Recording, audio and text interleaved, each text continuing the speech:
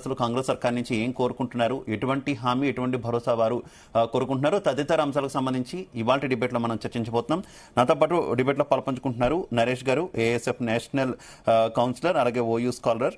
నరేష్ గారు చెప్పండి, ఏంటి ప్రధానంగా డిఎస్సి వాయిదా వేయాలనేది నిరుద్యోగులు పెట్టినటువంటి 5 డిమాండ్లలో ప్రధానమైనటువంటి డిమాండ్. అయితే ఈ డిమాండ్ కు సంబంధించి క్లారిటీ వచ్చేసింది.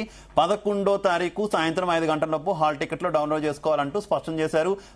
ముందుగా నిర్ణయించిన ప్రకారమే డిఎస్సి కంటిన్యూ అవుతుందంటూ తేల్చేశారు. వాస్తవానికి ఇప్పటికీ మనము ఎవరైతే నిరుద్యోగులు గత ప్రభుత్వంలో నిరుద్యోగులకు అన్యాయం జరిగింది, ఈ ప్రభుత్వం వస్తే కనీసం ఉద్యోగాలు వస్తాయి, మేము చెప్పే మా గోసనన్న వింటారనే ఒక పెద్ద ఆకాంక్షతోనే ఈ రోజు కాంగ్రెస్ గెలిపేయడం జరిగింది.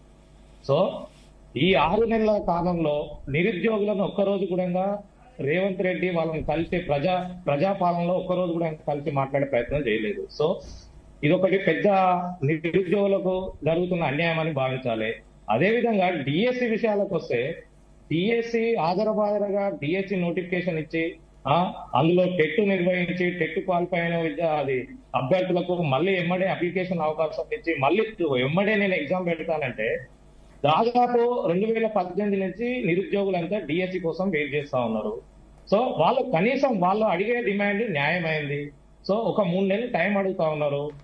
ఎంతో మంది వాళ్ళ ఏజ్ మీద పడి సరైన అవకాశాలు లేక, సరైన ప్రిపరేషన్ లేక ఉద్యోగ నోటిఫికేషన్ ఇస్తారో ఇయ్యరో అనే అయోమయ స్థితిలో ఉన్నారు. నరేష్ గారు, వాయిదా వేస్తే నష్టపోయేది కూడా నిరుద్యోగులే కదా అంటున్నారు కదా లింగం యాదవ్ గారు. వాయిదా వేస్తే నష్టపోయేది నిరుద్యోగులు ఎట్లా అవుతారు? నిరుద్యోగులు ఇంకొక అవకాశం అంటే బెటర్ గా ప్రిపేర్ అవుతారు, వాళ్ళకి ఇంకొక అవకాశం దొరికినట్టు ఉంటది. సిలబస్ కంప్లీట్ కాకుండా మీరు సిలబస్ ఏమో కొండంత ఇచ్చారు, తక్కువ టైంలోనే ఎగ్జామ్ పెడతా అంటారు. అందరు కూడా ఆ సిలబస్ కంప్లీట్ చేసి వాళ్ళందరూ రెడీ ఉన్నప్పుడు అందులో నైపుణ్యత ఉన్న వ్యక్తి ఆ రోజు ఎగ్జామ్ రాసి వాళ్ళు పాస్ అవుతారు. నువ్వు సగం సిలబస్ కంప్లీట్ అయ్యి సగం సిలబస్ 50% చేయొచ్చు, మిగతా వాళ్ళు చేయకపోయి ఉండొచ్చు. మంచిగా నిరుద్యోగులు కూడా వీళ్ళు ఇచ్చే సిలబస్ లో సగమే చదివి ఉండొచ్చు. ఇదంతా కూడా ప్రాబ్లం అవుతుంది కదా. మేమేమంటా ఉన్నాం అంటే, ఖచ్చితంగా వాళ్ళు అడిగేది న్యాయమైన డిమాండ్. ఒక 3 నెలలు పోస్ట్ పోన్ చేయండి, వాళ్ళకు అవకాశం ఇవ్వండి. 2012లో ఒకసారి వేసారు, 2018లో వేసారు, మళ్ళీ ఈ రోజు వేసారు. ఇదంతటి కూడా ఖచ్చితంగా వాళ్ళు అడిగేది న్యాయమైన డిమాండ్.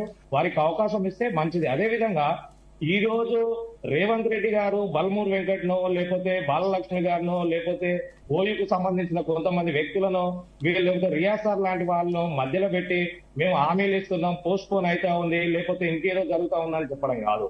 ఈ రోజు స్వయంగా మీ మంత్రివర్గంలో ఉన్నటువంటి ఒక మంత్రిని నిరుద్యోగులకు మీకు మధ్యలో ఒక వారధిగా పెట్టండి, వాళ్ళ నుంచి ఒక సందేశాన్ని ఇవ్వండి. అప్పుడే కదా నిరుద్యోగులకు ఒక నమ్మకం అనేది వచ్చేది.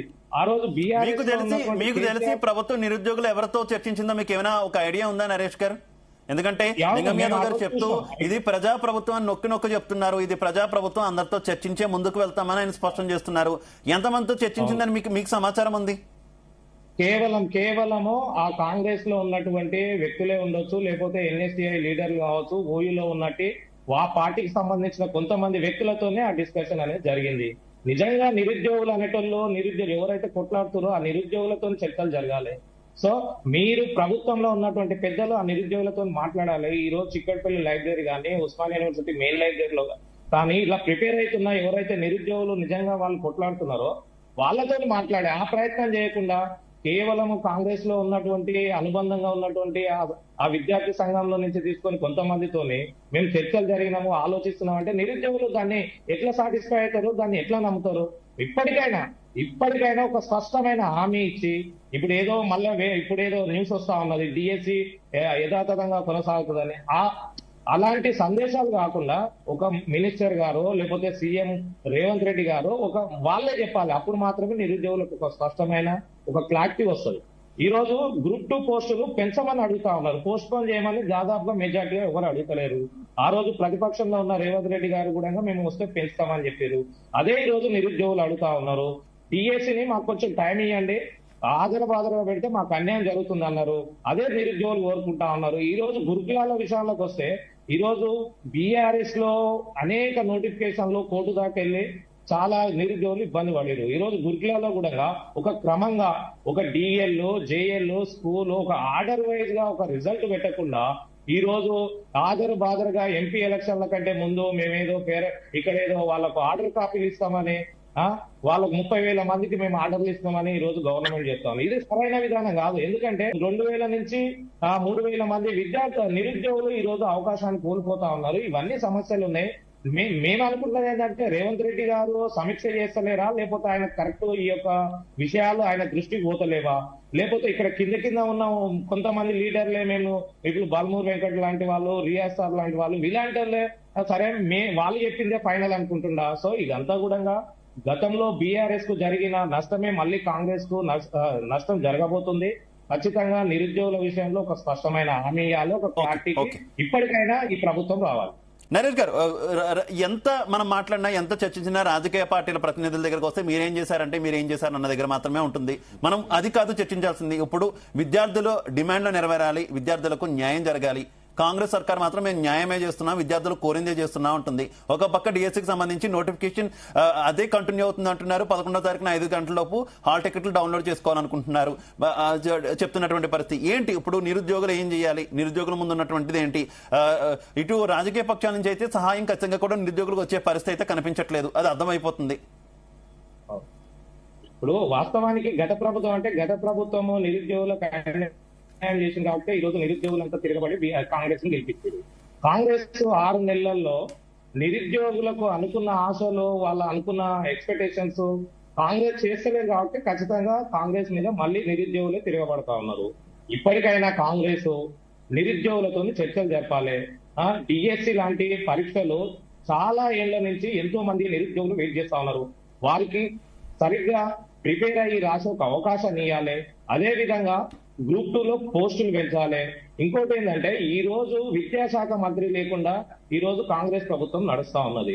వాస్తవానికి ఒక విద్యా వ్యవస్థలో ఏదన్నా చెప్పుకోవాలంటే ఒక విద్యాశాఖ మంత్రి ఉండాలి. తక్షణమే విద్యాశాఖ మంత్రిని ఈ రోజు కాంగ్రెస్ ప్రభుత్వం నియమించవలసిన బాధ్యత ఎంతైనా ఉంది, అవసరం ఉంది.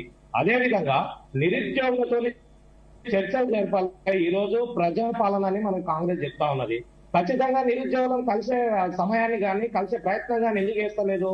ఇప్పుడు బ్రదర్ లింగం గారు చెప్తున్నట్టు ఇప్పుడు కొంతమంది వ్యక్తులతో కలవడం కాదు కదా, నిరుద్యోగులతో కలవాలి. వాస్తవానికి మేము కూడా ఉస్మానియా యూనివర్సిటీలో ఖచ్చితంగా బీఆర్ఎస్ ను ఓడగొట్టాలి, కాంగ్రెస్ వస్తే కనీసం నిరుద్యోగులకు ఉద్యోగాలు వస్తాయని ఒక పెద్ద స్లోగన్ తో కూడా పనిచేసినాం. ఈ రోజు అదే నిరుద్యోగులకు మళ్ళీ అన్యాయం జరుగుతుందని ఒక బాధ కూడా మా లోపల ఉంది.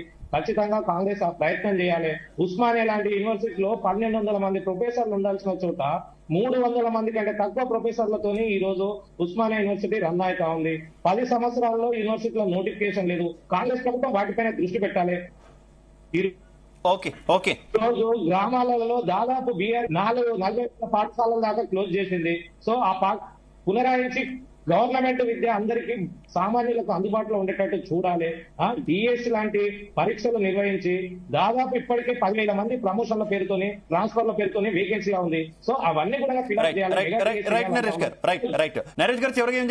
డిఎస్సి పోస్ట్ పోన్ చేస్తే ఎలాంటి లీగల్ ప్రాబ్లమ్స్ లేవు. ఖచ్చితంగా డిఎస్సి పోస్ట్ పోన్ అనేది నిరుద్యోగులు అడుగుతున్న న్యాయమైన డిమాండ్. ఇప్పటికైనా ప్రభుత్వం సరే హాల్ టికెట్లు ఇప్పుడే నేను కూడా వెబ్నోట్ చూడడం జరిగింది. సో ఇదొక నిరుద్యోగులను మళ్ళీ ఒక అన్యాయానికి గురి చేయడంగా మేము భావిస్తా ఉన్నాం. ఖచ్చితంగా నిరుద్యోగులకు డిఎస్సి విషయంలో ఒక వెసులుబాటు ఇవ్వాలి, ఖచ్చితంగా పోస్ట్ పోన్ చేసే అవకాశం ఇవ్వాలి. ఇంకోటి ఏంటంటే ప్రధానంగా జాబ్ క్యాలెండర్ రిలీజ్ చేయాలని ఖచ్చితంగా మేము అందరం కూడా డిమాండ్ చేస్తున్నాం. జాబ్ క్యాలెండర్ రావాలి. కాకపోతే జాబ్ క్యాలెండర్ ముందు కంటే ఎన్ని ఖాళీలు ఉన్నాయి, ఏ డిపార్ట్మెంట్ లో ఎన్ని ఉన్నాయి, అసలు మీరు జాబ్ క్యాలెండర్ ఇచ్చిన ఈ ఏడాదిలో ఎన్ని పోస్టులు ఫిల్అప్ చేస్తారు, ఉన్న వేకెన్సీలను ఎట్లా నింపుతారు అనే ఒక శ్వేతపత్రం విడుదల చేయాలి. సో అది ఖచ్చితంగా అవసరం. ఈ దిశగా కాంగ్రెస్ ప్రభుత్వము నిరుద్యోగులకు ఒక మంచి స్పష్టమైన హామీ, అది ఒక మినిస్టర్ ఇస్తాడా లేకపోతే ముఖ్యమంత్రి ఇస్తాడా, వారు ఇచ్చినప్పుడు మాత్రమే నిరుద్యోగులకు ఒక క్లారిటీ అనేది వస్తుంది.